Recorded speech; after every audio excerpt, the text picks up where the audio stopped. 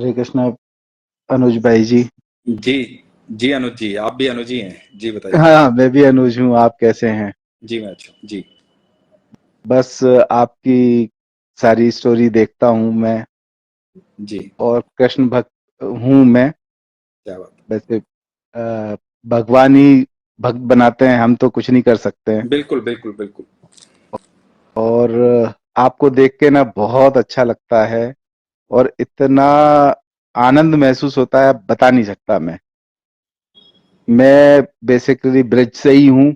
अरे वाह, क्या बात है। तो आप अभी और वृंदावन से बोल रहे हैं, ब्रिज से बोल रहे हैं? मैं हूँ, इंदौर में हूँ अभी। अच्छा, ओके। और हूँ ब्रिज से। क्या बात है। और जब भी मौका मिलता है तो कोशिश करता हूँ जाने की, पर अभी बहुत समय से नहीं जा पा रहा हूँ। पर कुछ आपका जन्म परेशानियां। जन्म इतनी खूबसूरत जगह हुआ है, ईश्वर की जगह हुआ है, सौभाग्य है।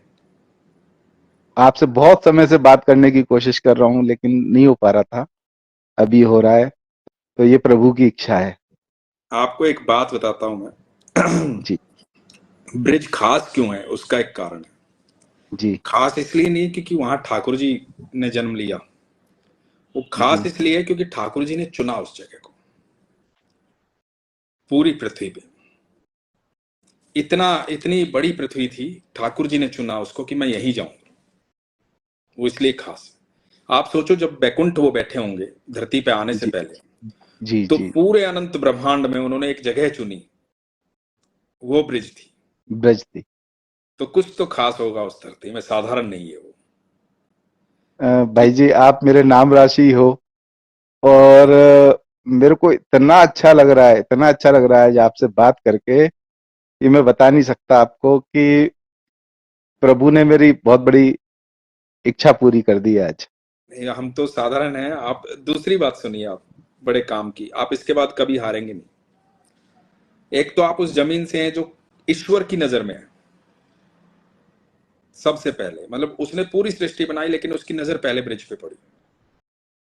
तो खास बात तो ये हो गई। दूसरी जो सबसे बड़ी बात है, आपको एक वाक्य यदि आपने सुना हो, तो एक बार ब्रह्मा जी को बड़ा घमंड हो गया था, वो ठाकुर जी को लेके चले गए थे बचपन में। तो जी। ठाकुर जी को नहीं, ठाकुर जी के दोस्तों को लेके चले गए थे कि मैं देखता हूं कि ये दोस्तों के बिना रहेगा कैसे हैं यहाँ पे, क्योंकि उनको जी। ज्ञान ही नहीं था कि साक्षात ईश्वर जो है उनसे वो झगड़ा कर रहे हैं।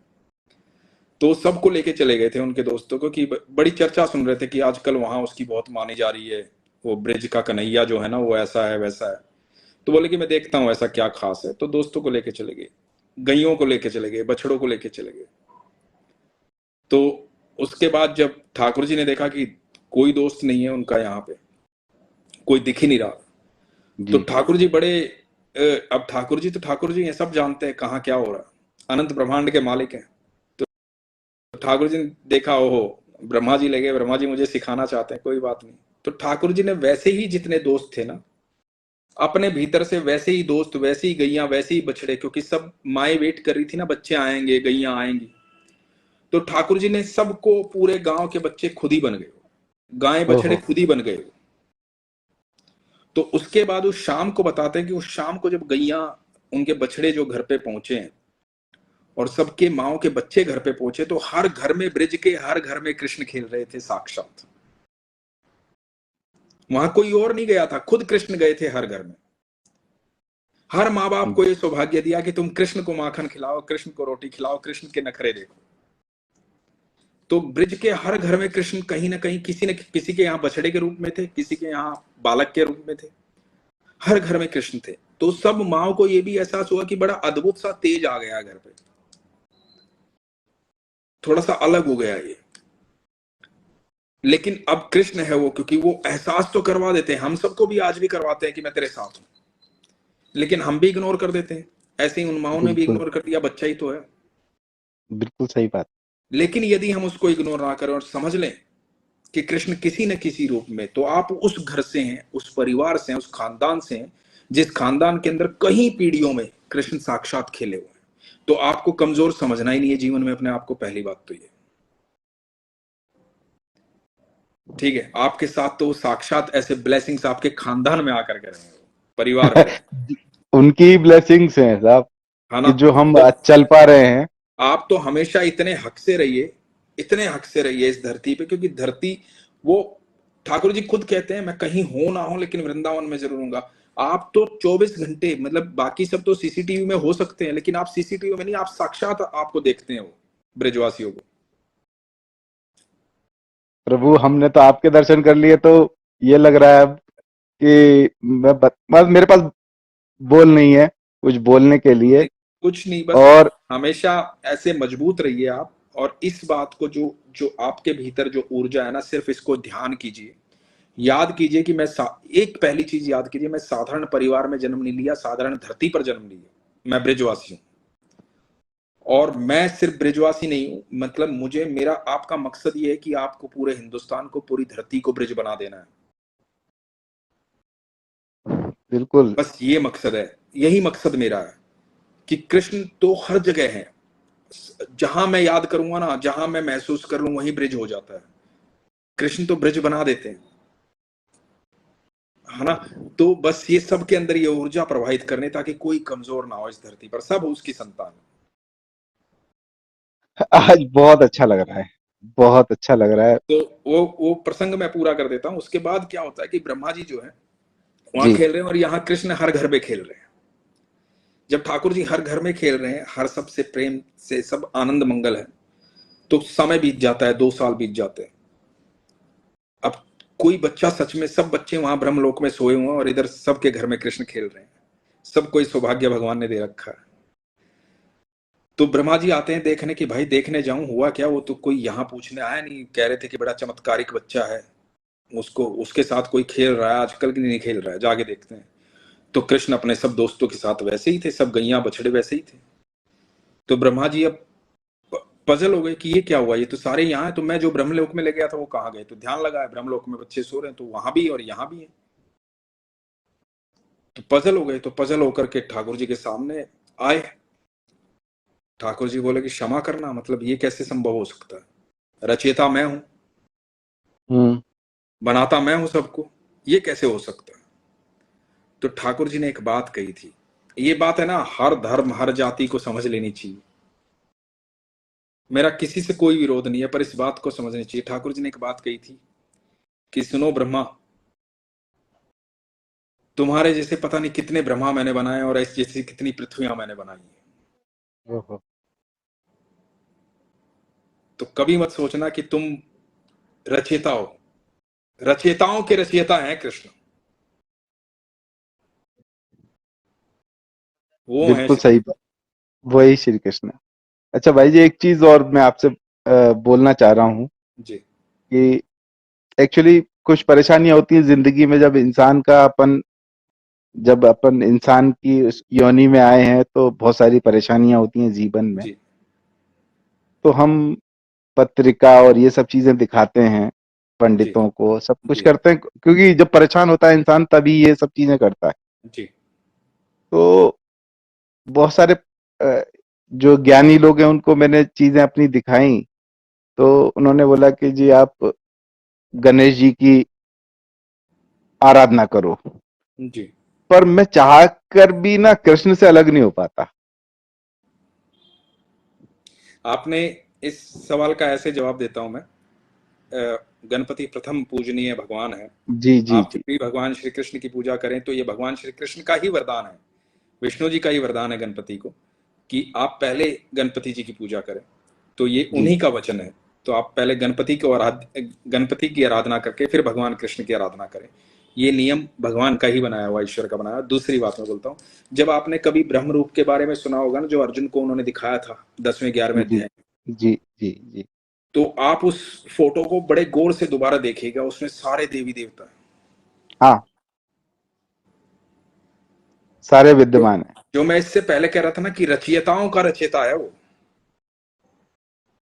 तीसरी बात, बहुत सारे लोग इस बात के विरोधी हो सकते हैं जो मैं अभी बोलूंगा, पर मुझे कोई दिक्कत नहीं है, क्योंकि मैं सच बोलता हूं।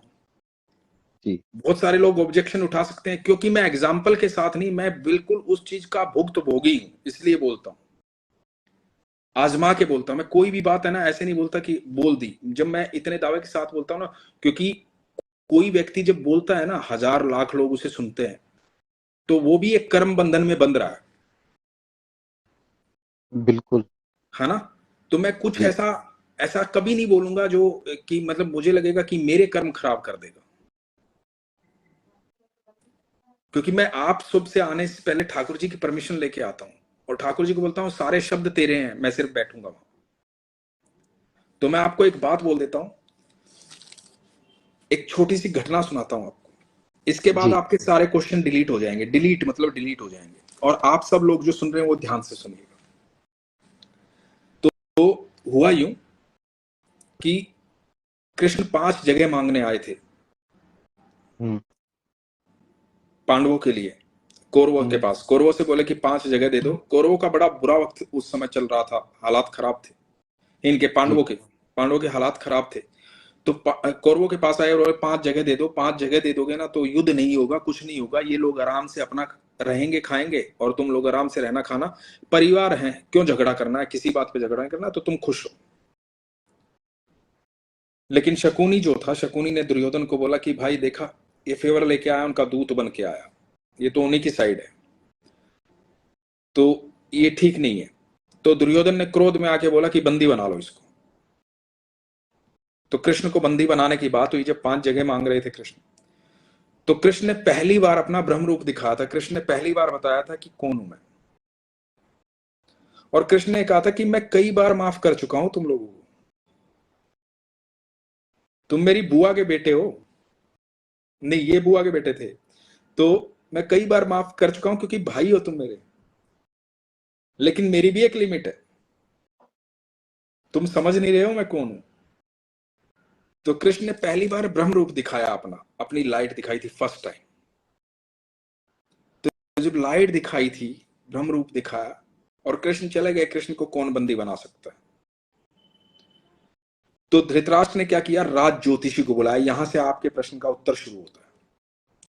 तो राज ज्योतिषी को बुलाया, राज ज्योतिषी को बुला के बोला, क्योंकि धृतराष्ट्र को भी पता था कि कृष्ण कौन है, पता सबको था। पता जैसे हम सबको होता है ना कि 24 घंटे भगवान देख रहे हैं लेकिन हम इग्नोर करते रहते हैं, बिल्कुल सही बात। तो पता धृतराष्ट्र को भी था कि कौन है कृष्ण, सबको पता था, लेकिन वही इग्नोर करने की आदत। तो ज्योतिषी को बुला के बोलते कि बताओ क्या करें, 5 जगह दे दें या युद्ध करें, बताओ क्या करें। तो ज्योतिषी ने कहा, अब उस समय के प्रखंड ज्योतिषी, आज के ज्योतिषी क्या है और उस समय क्या होंगे आप सब समझ सकते हैं। तो उस समय प्रखंड ज्योतिषी, कमाल के गणितज्ञ बैठे और उन्होंने कहा कि सुयोधन जो है वो राजा बनेगा, कोई रोक ही नहीं सकता, उसकी कुंडली में राजयोग है। सुयोधन मतलब दुर्योधन का असली नाम, दुर्योधन हम उनके कर्मों के कारण उनको बोलते हैं, नाम उनका सुयोधन। तो सुयोधन जो है राजा बनेगा, कोई रोक ही नहीं सकता, कुंडली में राजयोग है। तो सिर्फ इस बात पर धृतराष्ट्र ने कहा कि ठीक है युद्ध करेंगे, और युद्ध शुरू हुआ। जब युद्ध शुरू हुआ तो तीसरे दिन कौरव निपटने शुरू हुए। तो ज्योतिषी को बुलाया गया, ज्योतिषी से पूछा कि भाई तू तो कह रहा था कि दुर्योधन राजा बनेगा, सुयोधन राजा बनेगा, ये तो हमारी सेना लगातार हार रही है, कृष्ण उनके पक्ष में खड़ा है, हालात बदल रहे हैं, तो तू झूठ कह रहा था क्या। तो उसने कहा महाराज मैंने तो परिणाम की बात की थी, अभी तो युद्ध शुरू हुआ है, और परिणाम ये है कि सुयोधन सुयोधन की कुंडली में राजयोग है, वो राजा बनेगा। तो बोले ठीक है। 8 दिन बीत गए, 8 दिन जब बीत गए तो आधे से ज्यादा कौरव निपट गए। धृतराष्ट्र फिर पागल हो गए, विचलित हो गए, बुलाया ज्योतिषी को, बोले कि भाई बताओ 8 दिन बीत गए, आधे से ज्यादा सेना हमारी निपट चुकी है, तुम कह रहे हो सुयोधन राजा बनेगा, राजयोग है कुंडली में, कैसे संभव होगा। तो पता है ज्योतिषी ने क्या कहा था, ये बात आपके लिए है, आप सब के लिए है। ज्योतिषी ने कहा था कि कोई है वहां जिसने नक्षत्रों की दिशाएं बदल डाली, कोई है वहां जो समय और परिधि से परे है, कोई है वहां। तो विदुर बैठे थे, विदुर ने कहा था कि कृष्ण है वहां, प्रभु है वहां। हाँ। तो जहां कृष्ण होते हैं ना, वहां सारे नक्षत्र, सारे ग्रह, सारी कुंडली ऐसे घूमती है उनके चरणों में। तो जिसका कृष्ण पर भरोसा होता है ना, उसे कहीं भरोसा करने की जरूरत नहीं है। सब बदल बिल्कुल देगा। सही बिल्कुल सच है। फिर आप 5 हो या 1 हो, कौरव भले ही 100 हो चाहे 1000 हो, वो हारेंगे निश्चित। यही अर्जुन को बोला था उन्होंने कि तू सिर्फ जीत का श्रेय ले, मैं तुझे जितवाना चाहता हूं। इन सबको मार चुका हूं मैं। जैसे ही वो शरण में आया था ना, बोल दिया था इन सबको मार चुका हूं मैं, तू सिर्फ जीत का श्रेय ले, क्योंकि मैं तुझे प्यार करता हूं, तू मुझे प्यार करता है। तो इस प्रेम वश मैं तुझे इस जीत का श्रेय देना चाहता हूं। तू मेरी शरण में आ गया, अब तू जीत का श्रेय ले। इन सबको मार चुका हूं, विजयी हो। तो जिस दिन आप ठाकुर जी की शरण में चले जाते हैं ना, उस दिन आप जीत का श्रेय लेने की तैयार हो जाइए, बाकी सब ठाकुर करेंगे। बहुत बहुत शुक्रिया आपका, बहुत बहुत धन्यवाद। नमन है आपको। आप जो काम कर रहे हो वो सच में इतना महान काम है कि अब मैं उस शब्द निशब्द हूं मैं। नहीं, कोई शब्द बात नहीं है नहीं। मेरे बस अब आप क्या कीजिएगा, कल जब भी आपको समय लगे अपनी कुंडली लीजिएगा। पास। जी। कुंडली को आपके घर में जहां मंदिर है, हाँ हाँ। ठाकुर जी के चरणों के नीचे रख दीजिएगा और बोलिएगा कि हे ग्रहों के नक्षत्रों के स्वामी अनंत ब्रह्मांड के मालिक, सब कुछ तेरा है, आज के बाद कभी कोई शंका नहीं होगी। बिल्कुल भाई। ठीक है, उसके बाद देखिए जीवन बदल जाएगा आपका। बिल्कुल बिल्कुल भाई। मैं मतलब मैं आपकी जो वीडियोस देखता हूँ मैं उससे काफी मैंने अपने आप को स्ट्रांग किया है। मैं जिस परिस्थिति में हूँ आज और जिस परिस्थिति में पहले था उससे कहीं ज्यादा अभी स्थितियां खराब हैं, लेकिन मैं अपने आप को बहुत स्ट्रांग रखे हुए हूँ। और बस उसी के कारण कि बस वो है। वही रखिएगा। देखिए अनुज जी, बड़ी सिंपल सी बात है, आपके जरिए बहुत लोगों को ये बात पहुंच रही है। बड़ी साधारण सी बात बताता हूं मैं। ऐसा नहीं है कि कहीं से उड़ करके ज्ञान आ गया। मैंने हर तरह का दौर देखा होगा जीवन के इतने साल मैंने जिए। 47 ईयर्स का आज मैं हूँ, 47 साल का, फिर मैं आपसे बड़ा हूँ। है ना। तो 47 साल में मैंने जीवन में मैंने भी बहुत उतार चढ़ाव देखे। मैं भी एक अभिनेता बनने के लिए मुंबई आया तो 17 साल 18 साल एक अलग शहर में मैं रहा हूँ। तो हर तरह की चीजें जीवन में, अच्छी बुरी सारी चीजें, हर तरह के कर्मों से मैं भी गुजरा हूँ। 2 साल पहले मेरे फादर एक्सपायर हो गए। उसके बाद जो है, 2 साल 10 तारीख को हो जाएंगे उनको। उसके बाद जो है ना, मैं कृष्ण के पास तो शुरू से हूँ, उनके संरक्षण में शुरू से हूँ, मतलब बहुत सालों से। तो लेकिन ये इसमें मैं सौभाग्यशाली हूं। लेकिन उस दौर में जहां है ना, वो जो दौर था जहां मैं सबसे वीक पढ़ सकता था, कमजोर पढ़ सकता था, वहां पर हर समय है ना ठाकुर जी मेरे साथ खड़े थे। और मैं सिर्फ ये सोचता हूं कि जब मेरे जैसा व्यक्ति, पता नहीं जीवन में क्या क्या किया है, कभी किसी का बुरा भी किया होगा, अच्छा भी किया होगा, है ना, क्योंकि जीवन है, मनुष्य है हम। कोई कई बार बिल्कुल। ऐसे कर्म करते हैं जब हमें पता ही नहीं होता, हमें लगता है कि हम सही कर रहे हैं और सामने वाले का गलत हो जाता गलत हो रहा है। है ना। तो कई ऐसे भी कर्म हुए होंगे, हर व्यक्ति से होते हैं। तो कई ऐसे भी कर्म हुए होंगे जो हमने सोचा होगा कि हम किसी का भला नहीं करें, लेकिन भला भी हो रहा होगा। तो हर कर्म के दौर से हर इंसान गुजरता है। तो मैं ये सोचता हूं कि जब मेरे जैसा व्यक्ति, जिसको ठाकुर जी इतना प्यार करते हैं, मैं कभी ये नहीं कहता ठाकुर जी मैं आपको बहुत प्यार करता हूं, मैं हमेशा ये कहता ठाकुर जी मुझे बहुत प्यार करते हैं। तो सोचो, जब मेरे जैसे व्यक्ति को इतना प्यार करते हैं तो सबको क्यों नहीं करते होंगे। मैं सबको बस यही याद दिलवा रहा हूं कि ठाकुर जी आपसे बहुत प्यार करते हैं। बहुत अच्छा काम है और सच में करते हैं वो। हाँ, सच में करते हैं। तो बस ख्याल रखिए और देखिए जल्दी आप मुझे अपना अनुभव भेजेंगे, आप बोलेंगे सब बदल गया है भाई। बिल्कुल भेजूंगा। और मैं तो बोल रहा हूँ ना, मैं उनके बिना, उनके एक इशारे के बिना कुछ कर भी नहीं सकता। वो जो जो वो चाह रहे हैं वो हो रहा है। बस उसमें आनंद में रहिए आप। दुख को बोलिए बहुत आओ बहुत मिलवाता हूँ ठाकुर से, आओ बैठो मेरे ठाकुर के साथ। बिल्कुल बिल्कुल भाई जी। ठीक है। प्रणाम भाई जी, प्रणाम। बहुत बहुत हरे धन्यवाद आपका। हरे कृष्ण। आपने मेरे को मौका दिया अपने साथ बात करने का। नहीं नहीं, वो ईश्वर की अर्जी मतलब है। हाँ, जरूर सच सच है, वो बिल्कुल हाँ सच है हाँ कि उसकी उसके बिना तो कुछ नहीं हो सकता। जी। ख्याल रखिए, प्रणाम। खुश रहिए। हरे प्रणाम। कृष्ण। प्रणाम। हरे कृष्ण।